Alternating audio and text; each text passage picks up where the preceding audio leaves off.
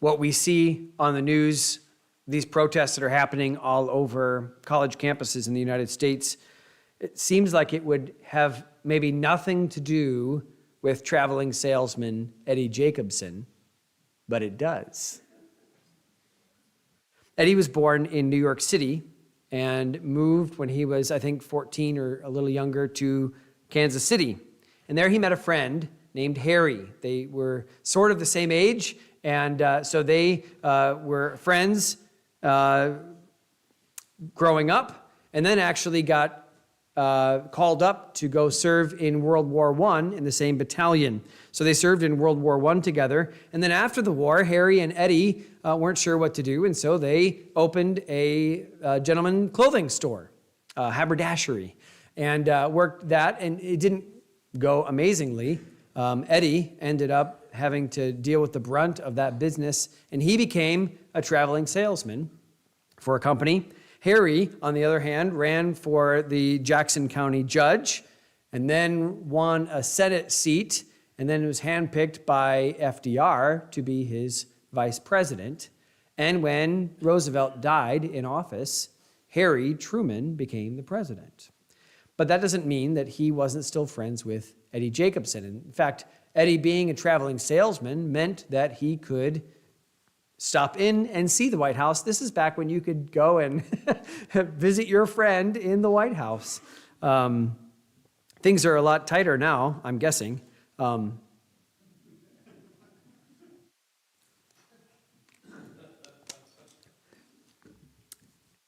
of the things that Eddie talked to Harry about were the Jews in Europe. He had some first-hand knowledge of how the Jews were being treated all over Europe. And while it seemed like the United States was ignorant and even turning Jewish people away, Eddie had the president's ear and was telling him about what was going on, so that the U.S. was actively then involved in helping Jewish people resettle and to concentrate the war effort in that way. And it was Eddie Jacobson, a Jewish man, who had the ear of the President of the United States, Harry Truman, who, after the War of 1948, and they declared independence in 1948, it was because of Eddie Jacobson that 11 minutes after that was declared, the United States was the first nation to recognize Israel as a country on May 14th, 1948. Harry Truman said this, quote, "Hitler had been murdering Jews right and left. I saw it, and I dream about it even to this day. The Jews needed some place where they could go. It is my attitude that the American government couldn't stand idly by while the victims of Hitler's madness are not allowed to build new lives." And again, this was largely because of Eddie Jacobson. Now, we don't always think about presidents and their friends, but presidents have friends like anybody does. Close friends that they can talk to, people that they can confide in. And obviously they have to be careful about the things that they talk about, but we should not think of presidents and people in leadership as people that don't have close friends. They may have the same number of friends that you do. And again, it's strange for us to think about that, but we all have friends. Now think about this. When you're little, your whole world revolves around your family, especially your parents at first, and then maybe siblings and aunts and grandmas and uncles and grandpas and everybody kind of in the mix. But as you get older and you go to school and you're interacting with people in the neighborhood, your attention goes more to friends. When you're growing up, it's sort of a mixture of family and friends, but I remember this transition when I was in high school of spending a lot more time with my friends, especially when I got my license, than I did with my family. And that's a natural just way of life. Now, obviously, then you say, well, but then you get married and you go right back to family. Yes, but who is your spouse?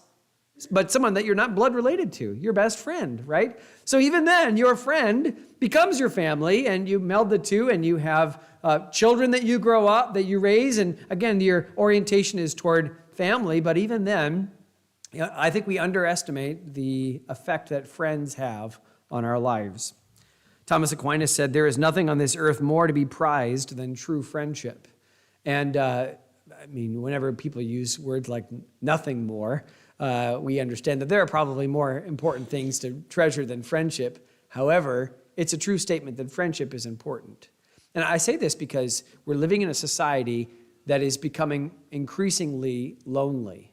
Now, isn't it strange that we have more ways to connect with people, more access to more people, and yet people are saying, I am lonelier than ever?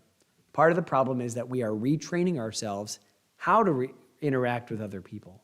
I mentioned this on Thursday night, but it's a lot easier to get online and chirp at somebody who in Bangladesh, somebody that you'll never meet, than it is to sit down with someone that you know. And the more people that you know in this community and the more friends that you have, the flesh and blood friends that you have, the better off you're going to be because they hold you to a certain standard that online friends don't. And I think one of the problems with social media, when you go on, some of you aren't on Facebook and some of you are, but what's the word they use for the people that you have connections with? They don't say connections, they say friends. These are your friends. You know that I have a lot of Facebook friends that aren't my friends at all?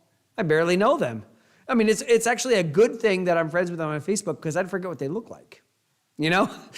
Those aren't friends, but that's what kind of we're being retrained to think about that. But I want to challenge you to really invest in real flesh and blood friendships.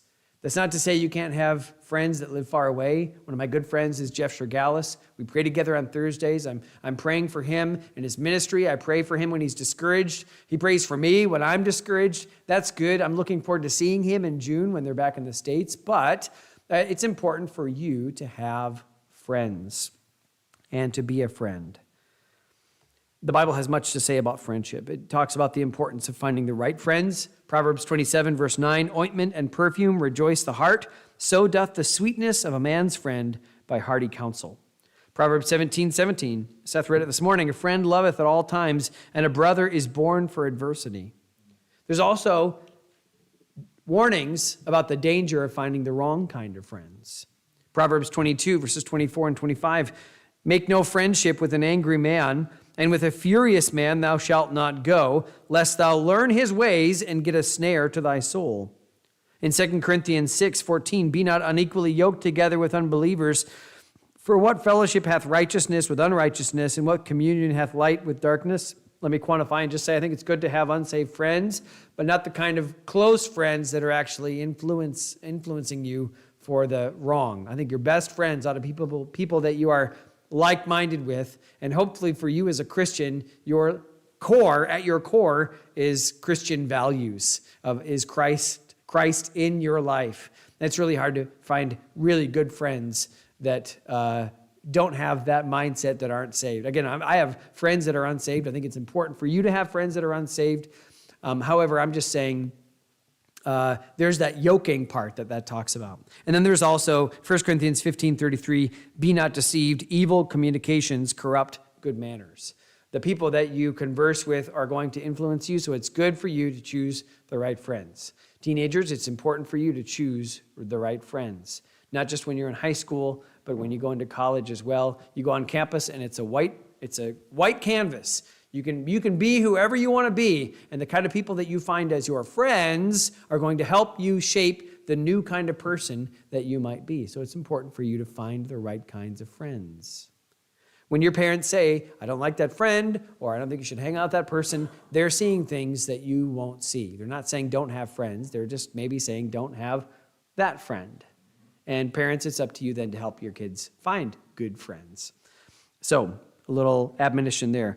Friends can pull us back from the brink, or they can push us over the edge. And so it's important to have the right kind of friends. And one example of friendship in the Bible that I think is one of my favorites, I'm trying to think of friends in the Bible that are stronger friends, more exemplified than Jonathan and David. The Bible spends a lot of real estate talking about the friendship of Jonathan and David. We read here in chapter 20. We saw this already in chapter 18, verses 1 through 4. It said that after Saul was talking with David, the soul of Jonathan was knit with the soul of David, and Jonathan loved him as his own soul. It said in verse 3 that Jonathan and David made a covenant because he loved him as his own soul. We looked at how he gave him his robe and garments and sword and bow and girdle.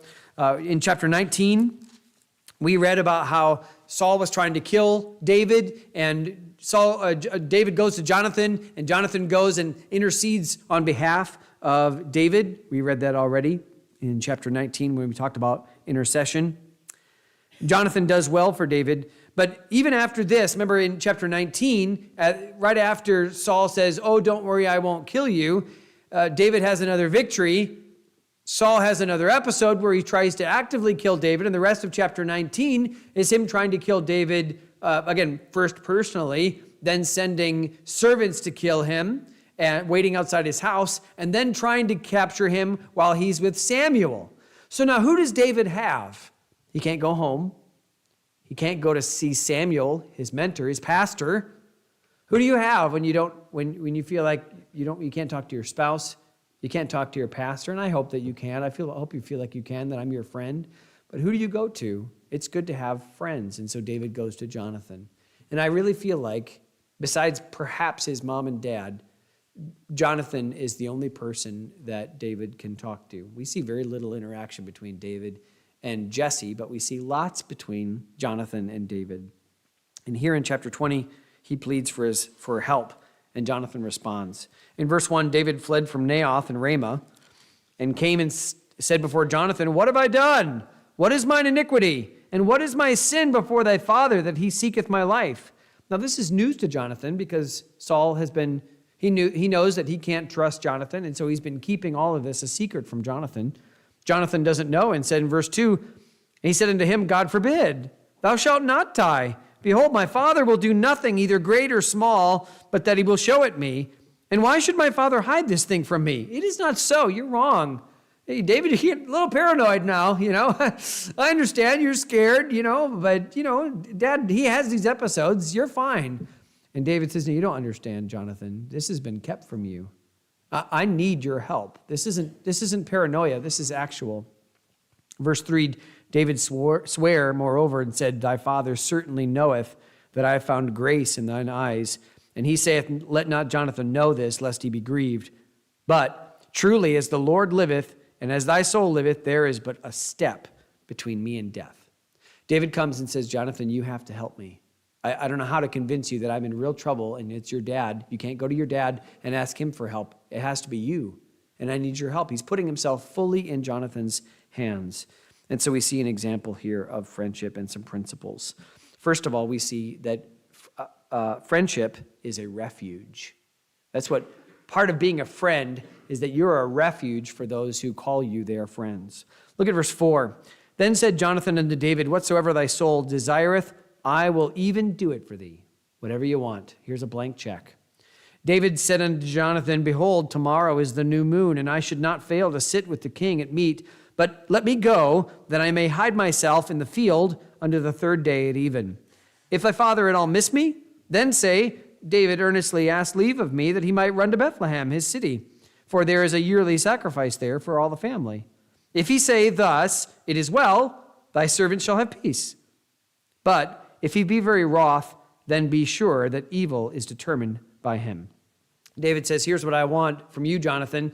I'm going to go hide in the field. I'm supposed to be at this monthly feast, the new moon feast, and I'm supposed to sit at Saul's table. He has a place for me as one of his generals. I'm not supposed to miss. That's going to be a very offensive thing, but I can't go. And Jonathan, I want you to go. And if your father asks, 'Hey, where's David?' tell him he had to run to Bethlehem. He had something else that he had to do. And if your father says, 'Okay,' then I'm wrong. He's not trying to kill me. But if he gets really angry, then you know that I'm in real trouble and I need your help. But I need you to go and just confirm this and see how bad it really is." So they're using this as sort of a test, sort of a fleece. The level of anger of Saul will determine just how angry Saul is and how much he wants to kill David. And so Jonathan agrees. And look at verse number 18. Then Jonathan said to David, "Tomorrow is the new moon. Thou shalt be missed, because thy seat will be empty." And we're going to notice that you're gone. "And when thou hast stayed 3 days, then thou shalt go down quickly and come to the place where thou didst hide thyself when the business was in hand, and shalt remain by the stone Ezel. And I will shoot 3 arrows on the side thereof, as though I shot at a mark." I'm going to go pretend to be an archer, shooting at these things. And I will shoot And behold, I will send a lad, saying, Go, find out the arrows. If I expressly say unto the lad, Behold, the arrows are on this side of thee, take them, then come thou, for there is peace to thee, and no hurt, as the Lord liveth. And of course, Jonathan thinks this is what's going to happen. I'm going to shoot these arrows, and I'm going to tell the boy, actually, you went too far. Come back this way. And it's a way of code. The code is for David, come on. You can come back. It's fine. But in verse 22, if I say thus unto the young man, Behold, the arrows are beyond thee, then David, go thy way, for the Lord hath sent thee away. And as touching the matter which thou and I have spoken of, behold, the Lord be between thee and me forever. So Jonathan, he concocts this scheme, I guess, in a way where David's going to hide, and Jonathan's the only one who knows he's there. And he can't tell anybody. He can't even tell this boy that's with him in case the boy tells Saul. So he says, we're going to have this elaborate scheme where I'll shoot these arrows, and depending on what I tell the boy, either, hey, no, the arrows are on this side, then that means come on. Or, oh, the arrows are beyond thee, that means, David, this is beyond anything that I can do. It's too far. Now, the boy's not going to understand that, but David, you will. And I can give you a message while you're hiding. Because one of Jonathan's biggest priorities at this point is just to make sure that David is safe. A friendship is a refuge. His first priority is to go and intercede for him. We need friends as a refuge because we don't open up to just anybody. Now, have you met people that you say, how are you doing? And you find out their life story. They were born in a little town in Iowa in 1972, and they've been in the hospital this many times, and this is the medicines that they take. And some of you know who I'm talking about. There's a story that you know all about them, but that's not the way most people are. Most people are not going to tell you everything because they're just kind of a closed book. Now, to strangers, so we have different levels of how we interact with people, right? To strangers, we'll act civil. It's good just to be polite, nice, just enough to not be threatening. To our acquaintances, we often wear masks. People we see on a regular basis, we have a mask. Hey, how's it going? You know, and there's nothing wrong with that. There's nothing fake about that. We definitely want those people to see certain things. Again, that's one of the dangers of social media. You know, you find out that somebody's just devastated, but on social media, all they ever post is life is great and smiling, and you never see them frown. And honestly, it would be weird to have a picture of someone frowning, like, I'm not having a good day. You don't see that on social media, but you definitely do when you're friends with them in real life. But we wear masks for people. We have a lot of acquaintances, a lot of people we see, and even maybe in church, I'm like, I'm going to church, I got to put my mask on. Not my COVID mask, but like my happy face, right? Like a happy boy. I'm glad to be here, even if I'm not. Because you don't really want to burden other people. And maybe you feel like even if you did tell them, they'd be like Bildad or Eliphaz. Well, the problem is you're not right with God. So we just kind of put a mask on. Then you have arm-length friends. People that you see on a regular basis, and they kind of know the real you, like your coworkers, or maybe the same gas station attendant or waitress or whatever, person that you see on a regular basis, but they're not like, you don't let them in, but they just know a lot about you because they spend enough time with you. They can speak on your behalf. They know kind of your habits. They've probably seen a few bad days, but they're not invested in your life. If they ask, hey, is everything all right? It usually has to do with their life. Like, I need you to not be like that anymore so that I can have a good day, right? You know what I'm talking about. Arm-length friends. Vanessa Edwards wrote an article just this year, April 19th, and said this: according to research, the average person has 3 to 5 very close friends, 10 to 15 people in their circle, and 100 to 150 acquaintances in their social network. Now, of course, that's going to vary depending on the size of place you live and how much you get out of your house. But it's true that when I'm talking about friends, that's usually a pretty small number. We have our very close friends, the ones that you let in because you want to let them in. And I think that's good. I think it's good to be able to open up to other people. Vulnerability is hard, but that is where real growth and help can happen.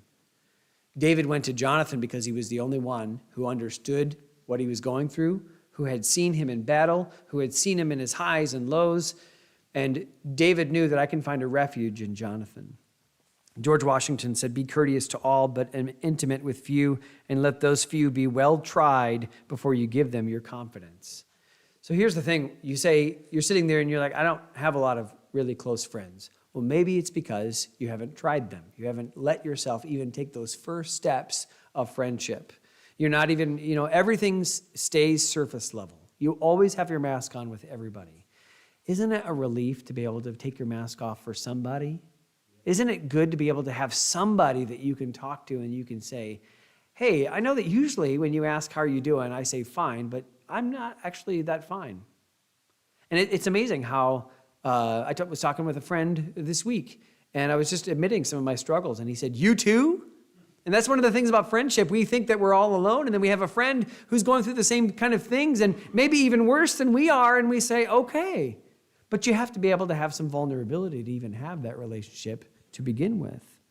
Friends, I think Nathaniel Hawthorne said, our most intimate friend is not he to whom we show the worst, but the best of our nature. Now, sometimes if they're there around, they see the worst of it too. I've been thinking about this a lot over the years. What is a friend? Because I've had friends in the past, and those friendships have broken up. And part of the reason those friendships have broken up is that they have changed. Now, sometimes we change, and it just happens gradually, right? You move away from Missouri, and those friends, Christy, you try to maintain those friendships, but isn't it a little harder? You have less in common.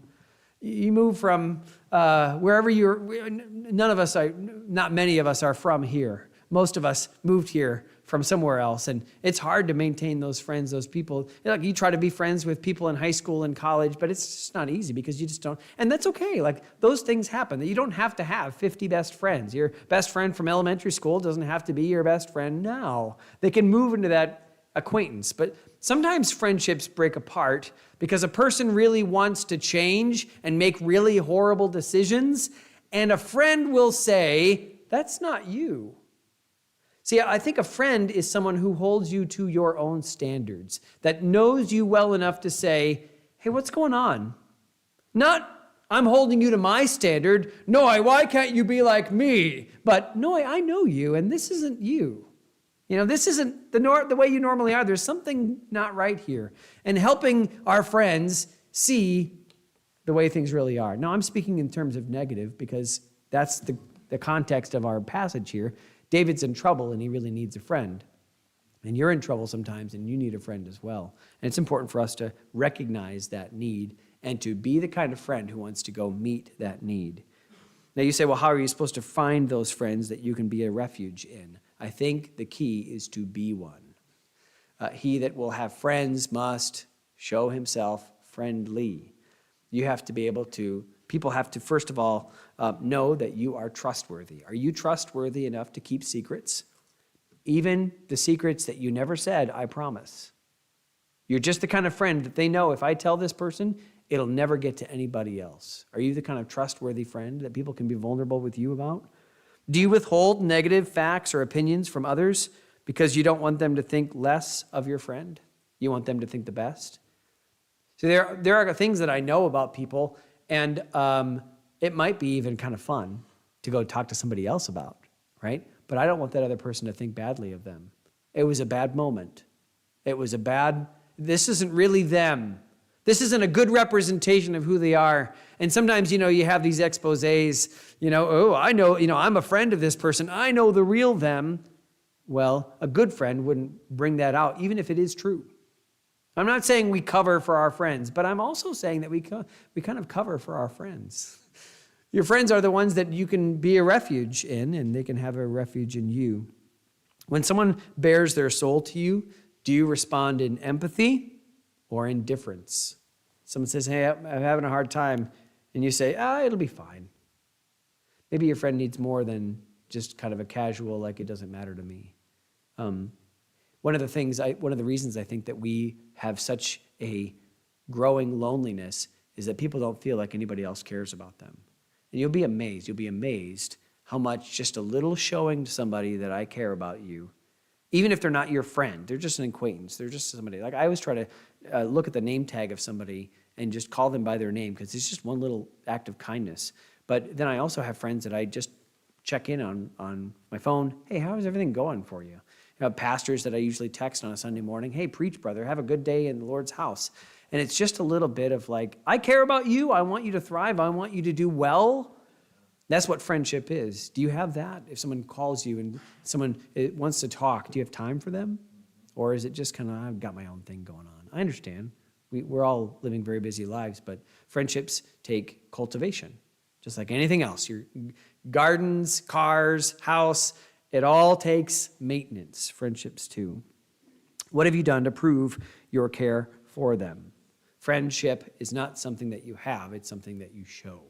And it's important for you to think about it in those terms as well. David knew that he could go to Jonathan. Why? Because of his commitment. And that's the second principle that we see here. Friendship is a refuge, but friendship is also a commitment. Look at chapter 20, verse 8, where it says, Therefore thou shalt deal kindly with thy servant, for thou hast brought thy servant into a covenant of the Lord with thee. Notwithstanding, if there be in me any iniquity, slay me thyself. For why shouldest thou bring me to thy father? David says, I'm coming to you because you made a promise to me. You made a commitment to me.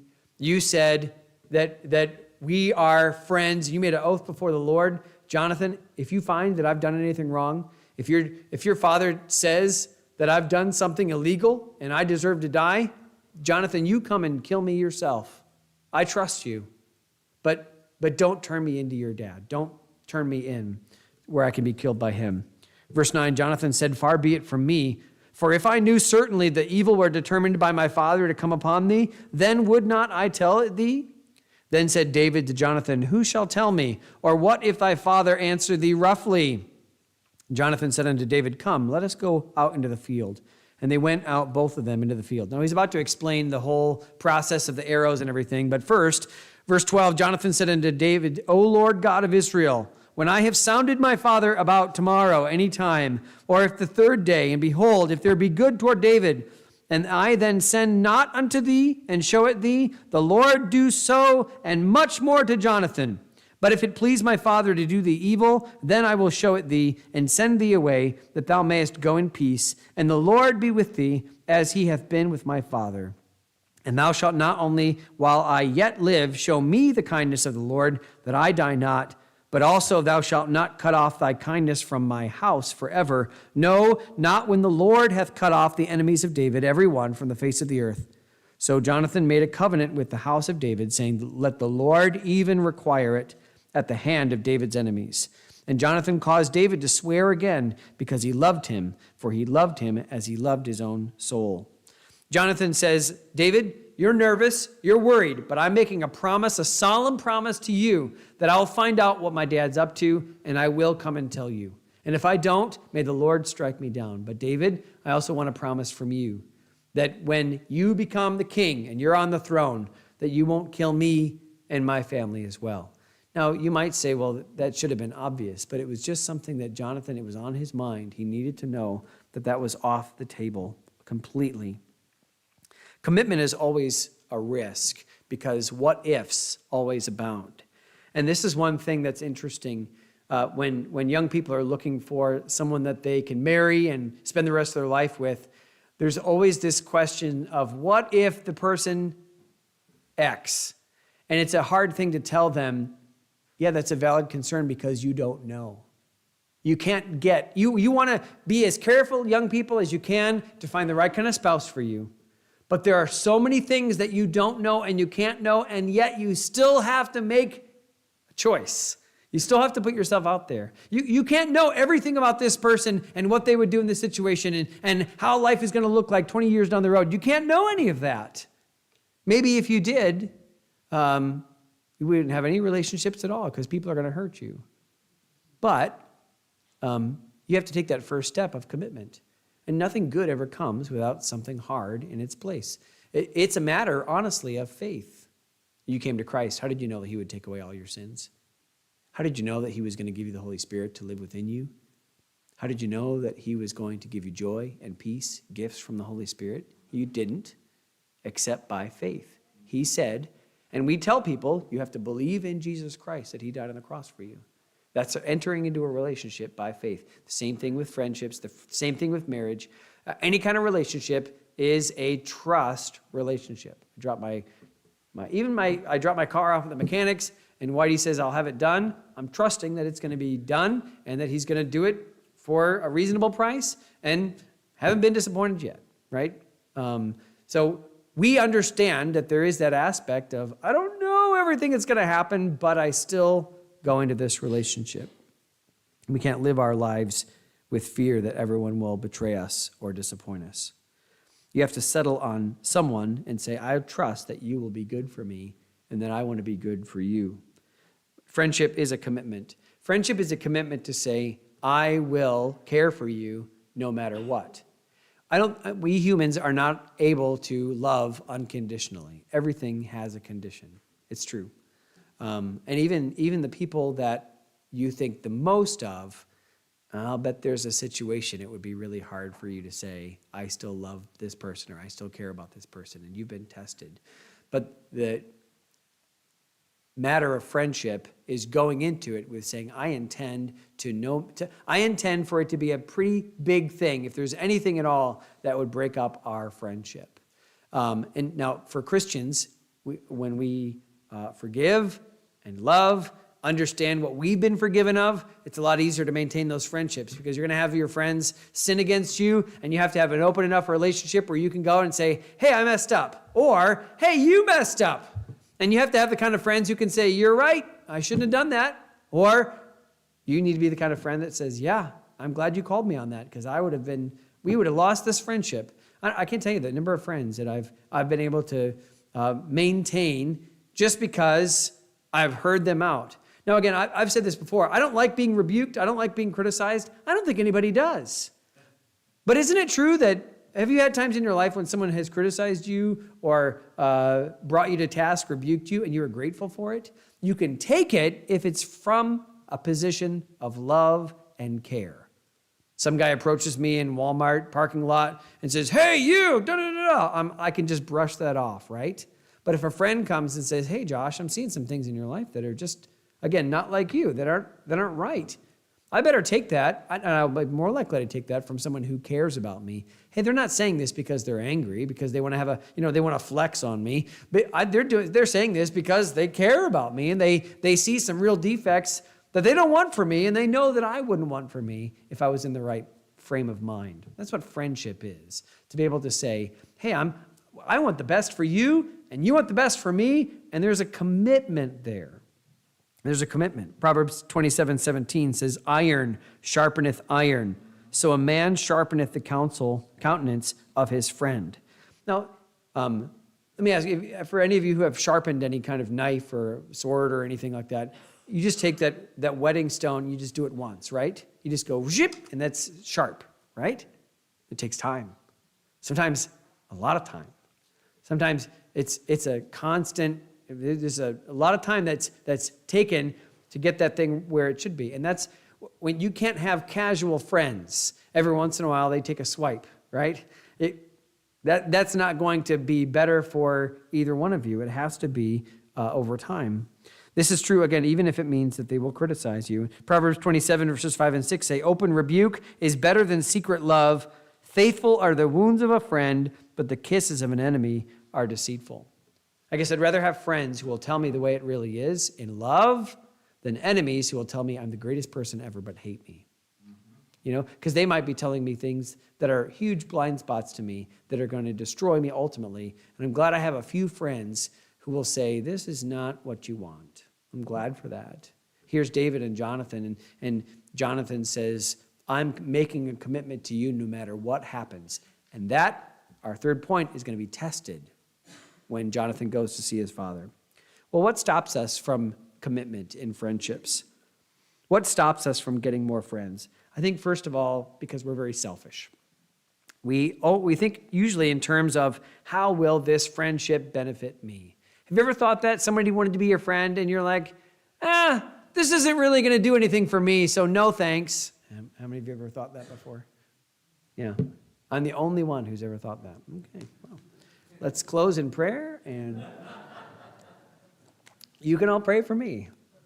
Right? Someone who, wanted to start relationship, or maybe you knew the only reason is that they want something from me, right? Like a surefire way to know that somebody doesn't really want to be your friend. If they say, hey, I want to talk to you. Let's have coffee sometime. I want to talk about a new business opportunity. Here comes the pyramid scheme, right? Because it's all about I've seen so many friendships destroyed because people all of a sudden take this friendship that's supposed to be for the mutual benefit to now it's going to turn into something where it's a benefit for me. And you think of friendship in terms of only utilitarianism, then that's going to fall apart. Now, is that to say that friendships aren't beneficial and useful? No, they absolutely are. And if you have a friendship where it's take, then that's really hard to maintain that friendship unless you have a really strong commitment. It's true. But understand that it also just can't be about what do I get out of this. A friendship is something that is beneficial for both. So we don't have a friendship because we're selfish. 2, we don't have a friendships because we usually fold pretty quickly when things get rough. Again, Proverbs 17:17 says, a friend loveth at all times, and a brother is born for adversity. All times. And very often you see friendships fall apart because of an event that happened. They needed you to choose sides and you chose the wrong one. Sometimes it's fair, sometimes it's not fair, but we fold really, really quickly. We have no grit in America anymore. We have no grit even as Christians sometimes to endure through hard times. You find out who your friends are when things are going really hard, and that's true. Who calls you when you're going through rough times? Who shows up with something that you need, or even to come and sit in silence? Everyone wants to be friends with the person who's up. It's really fun to be friends with the life of the party. It's fun to be friends with the person who, they're just an encouragement. Every time you talk to them, you're just going to get something good. And man, I'll call them all the time. Nobody wants to call the person that's down. I heard something happened to so-and-so. They're going through a real rough patch. I think I'll just give them their space. No, they need a friend. I know it's hard to go and talk to somebody who's really struggling, but that's when they need you the most. And yeah, they'll need you in 2 weeks and 3 weeks, but they'll probably ask, where were you during that real hard time, that real valley? And maybe you don't know what to say, but maybe you could learn. Maybe you could pray about it and the Holy Spirit could help you to say something. It doesn't have to be a lot. Sometimes we don't have the friendships because we decide it's just too much work. We don't want to put that work into it. Again, I think because we're selfish and somewhat lazy. We're also sometimes, we don't have friendships because we are afraid. We're afraid that if we open up to somebody, that there will be judgment instead of mercy. And I'm not saying that, again, I'm tired of quantifying myself. It's good just for us as friends to be so open that people can tell us things, that people can expect that even if they say things that they've done that are wrong, that they will get mercy and not judgment. Quantify, asterisk, but I'm not going to talk about those. I'm just saying it's really important for us to be people that someone else can depend on, that you can say, I want to show you my worst, and they say, that's okay. I'm still going to love you anyway, because it takes commitment. Proverbs 27:19 is as in water, face answereth to face, so the heart of man to man. It's good for your friends to see some flaws in you so that they can feel free to show you their flaws. And you can say, look at us. We're broken people. And that's why I love you, and that's why we're praying for you, right? What motivates you as a friend? What commitments do you make? I think what motivates us more than anything is what we find in verse 17, love. That we would assure others that it's going to be okay. Now think about this. Who are the heirs? So here's Saul. Who are the heirs to the throne? From his perspective, Jonathan. He's trying to preserve Jonathan's line. He wants Jonathan to be on that throne more than anything. And he's going to pressure Jonathan, take the throne. This is your throne. On the other side, from God's perspective, it's David.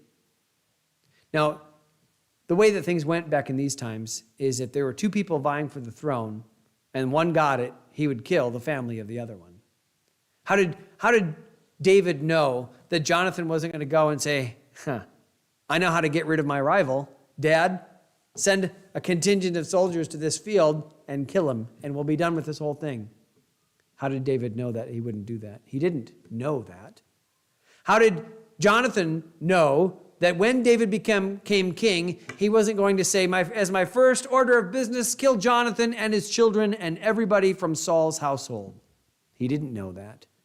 What was the deciding factor where they could make a commitment to one another? Love. It's important for us as Christians to be people of love. Paul talked about that this week, that by this shall all men know that ye are my disciples if you have love one to another. And part of that love means that we got to be able to talk to each other about really hard things sometimes as friends. I'm almost done. Let me just say one more thing. Friendship endures through risks. It's very easy to be friends with someone when there's nothing to test it.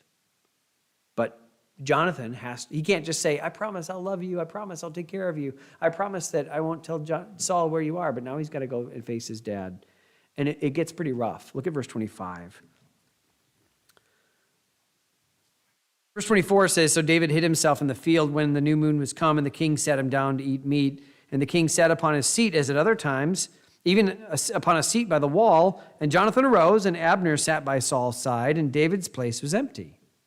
Nevertheless, Saul spake not anything that day, for he thought, something hath befallen him. He's not clean. Surely he's not clean. I don't know what's going on with that son of Jesse, but he's, I don't know, ceremonies. He touched a dead body, or he's got some kind of disease or something. It's fine. And it came to pass on the morrow, which was the second day of the month, that David's place was empty again. And Saul said unto Jonathan his son, wherefore cometh not the son of Jesse to meat, neither yesterday nor today? Now here it is, right? Here's the test. This is what we were going to find out. David says, if my dad asks you where I am, tell him this, and see what happens. So verse 28, Jonathan answered Saul, David earnestly asked leave of me to go to Bethlehem, and he said, let me go, I pray thee, for our family hath a sacrifice in the city, and my brother, he hath commanded me to be there. And now, if I have found favor in thine eyes, let me get away, I pray thee, and see my brethren. Therefore he cometh not unto the king's table. We can spend time unpacking this.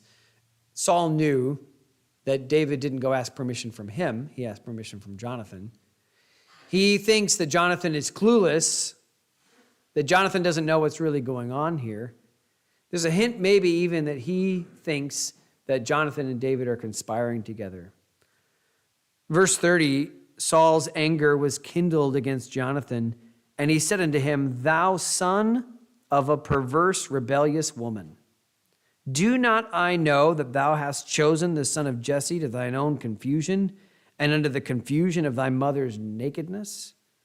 For as long as the son of Jesse liveth upon the ground, thou shalt not be established, nor thy kingdom. Wherefore now send and fetch him unto me, for he shall surely die. Wow. Saul insults Jonathan. Says, you're making the wrong choice. You're so stupid. You're rebellious. You're against me. You don't know what you're doing. Go get him. I know you know where he is. Go get him and bring him to me so I can kill him right here. Jonathan was not expecting this. I mean, it should have been a pretty innocuous answer, right? Just, oh yeah, he said he had a yearly sacrifice to go to. And Jonathan's expecting Saul to go, okay. And then all of a sudden, not just was he angry, but he turns on Jonathan. Verse number 32, Jonathan thinks that he can still reason with his dad like he did in chapter 19. And he says, wherefore shall he be slain? What hath he done? And Saul doesn't answer with words.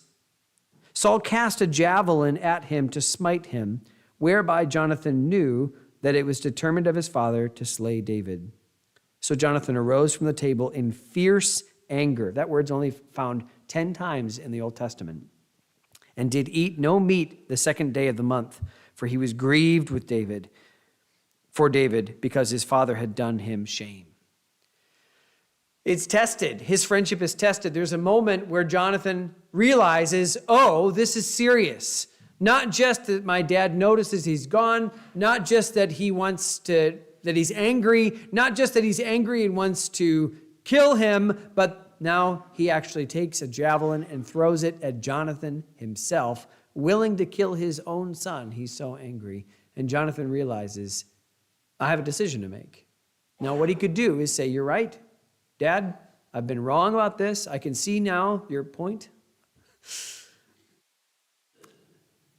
I will go get him and let's be done with this whole thing. How easy would that have been?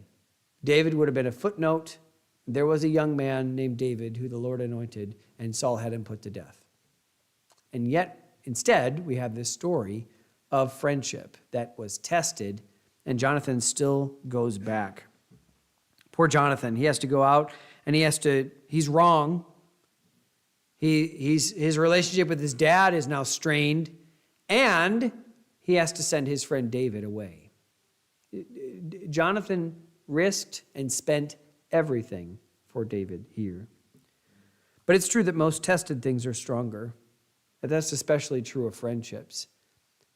How many of you, raise your hand, have a friend that you weren't always friends with, that you were actually angry with and maybe an enemy? Yeah. Isn't it true that sometimes those friends are like the strongest friendships you have? I don't know why. I can't explain that all the way. I think it's easy to see a person at their best, but what about their worst? It's okay for friendships to be tested because testing makes them stronger. It's true when you break a bone and it heals, it's stronger in that place where it was broken and where it healed. And a friendship worth having will endure through trials. It's important for us to not have a short list of things that will make me not be friends with this person anymore. It should be it should of all these things that have to happen first before we're not friends. We should make it the point where we as Christians are forgiving and loving, and that where we want the best for so many people, the people can really consider us a friend that we can confide in. What strengthens a friendship? How can we have an enduring relationship? First of all, to be willing to take the risk first. Again, Americans are more isolated because we just don't want to take the risk of some kind of interaction with somebody. We have so many online fake friends, but it's hard to keep up the charade. And I think what people want is just someone that they can be real with, someone that they can be authentic with. I just want somebody that I can be myself with. I don't have to try to pretend. It's exhausting pretending to be kind and nice to everybody. And again, why don't you just find somebody who you can be kind to naturally so that you can love naturally? Like, I come to church, I'm not faking it. I love coming to church. I love the people that are coming here. When I'm out in the world, it's a little harder. I had a thing on Thursday night, and I had to pretend to be nice to the people that I just really disagree with. I wasn't being a hypocrite. I was just being very, very, very polite. And that's okay, but you can't be that with everybody. You have to take some risks. It endures through those risks. You have to be willing to be, again, criticized.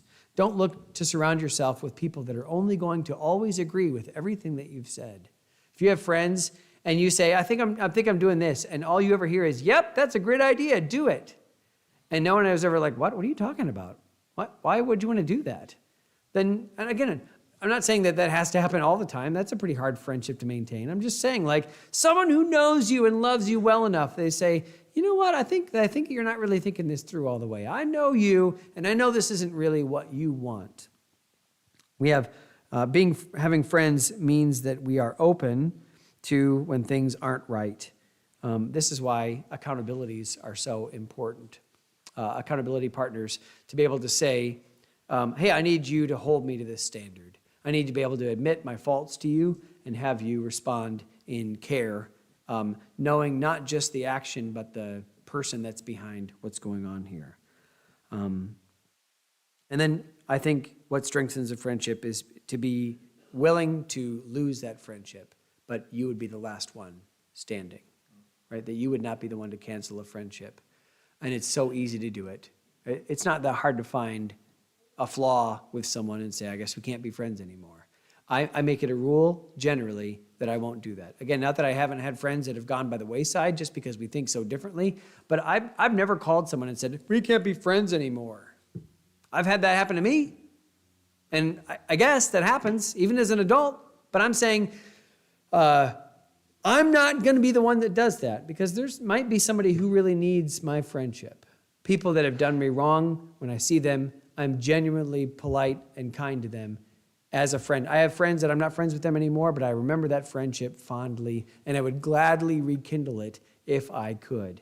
That's the kind of Christians that I think we need to be, especially when we talk about enduring. I think more than anything, when we endure those hard times in friendships, we are perfectly reflecting Christ. What did Jesus call Judas in the garden when Judas came up with that contingency? And Jesus knew what he was going to do because he was the Son of God and because he'd prophesied that it would happen. He saw Judas and he said, "Friend, why comest thou?" He let him kiss him. When they took him, and even people that had been kind to him, put him on the cross, he said, "Father, forgive them, for they know not what they do." I have tested my friendship with Christ over and over again, with my sin, with my attitude, with my actions, with my thoughts, with my words, and he has proved such a faithful and good friend. I want to reflect that friendship to others as well. I'm not Christ, but I have Christ in me, and he helps me do just that. Proverbs 18:24 says, "A man that hath friends must show himself friendly, and there is a friend that sticketh closer than a brother." I want to challenge you this morning to be that kind of friend, to look for those kinds of friends, to not isolate yourself further and further, but to commit to friendships, that Christian friendships, like what we see in the lives of David and Jonathan.